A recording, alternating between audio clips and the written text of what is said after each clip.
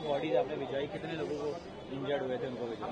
कम से कम मैंने 15 से 20 लोगों को मैंने उठवा के रखवाया बॉडियों को, और 10-15 घायलों को मैंने रखवाया उनको। वो अपने अपने प्राइवेट वाहनों में ले गए। और एसडीएम साहब ने भी हमारा धन्यवाद किया, पहलवान जी आप बहुत अच्छा कर रहे हो, करवाओ पहलवान जी। तो हमने वहां पर, उन्होंने, मैंने कहा आप कहाँ से हैं? कि मैं एसडीएम सिकंदर राव हूँ, भैया आप हेल्प कीजिए प्लीज। वो बिल्कुल वो भी वैसे माहौल में थे एसडीएम साहब, वो भी अपनी बॉडी उठा के रख रहे थे। तो हमने भी, अधिकारी लोग लग रहे, हम भी लगे हुए थे। पर बाबा की वहाँ पिंक जो थी ना, वो आर्मी वगैरह, उस समय वहाँ कोई नहीं था।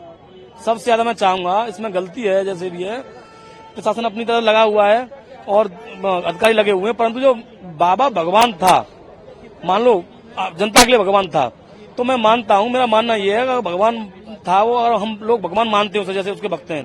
तो बाबा को, जैसे बाबा वहां से माइक पे अनाउंसमेंट करके गया कि मैं जा रहा हूँ और मेरे तुरंत पीछे ही आप रज ले लीजिए, रज को लगा दीजिए, कोई कैंसर है, बीमार है घर में, वो ठीक हो जाएगा तुरंत, नौकरी लग जाएगी। तो मेरा मानना यह है कि जैसे बाबा वहां से गई, तो बाबा जैसे निकले यहाँ से और 10-15 कदम निकले होंगे, तब तक ही वो भीड़ भगदड़ में दब कुचल के मरने लगे। तो बाबा को वहां रुककर और तुरंत माइक के माध्यम से कहना चाहिए था कि नहीं नहीं रुको रुको। तो बाबा चाहते तो इस घटना को टाल सकते थे। अच्छा, आप एक बहुत इम्पोर्टेंट बात बता, जी जी, जो बाबा की आर्मी है, जी जी, वो प्राइवेट सिक्योरिटी गार्ड जी जी, वो वहाँ पर बिल्कुल नजर नहीं आए, उस समय नहीं नजर आई, किसी की मदद नहीं करी। जी नहीं करी। उस समय घटना घटेगी, उस समय नहीं थे, उससे पहले चलेगी बाबा की आर्मी टोटल।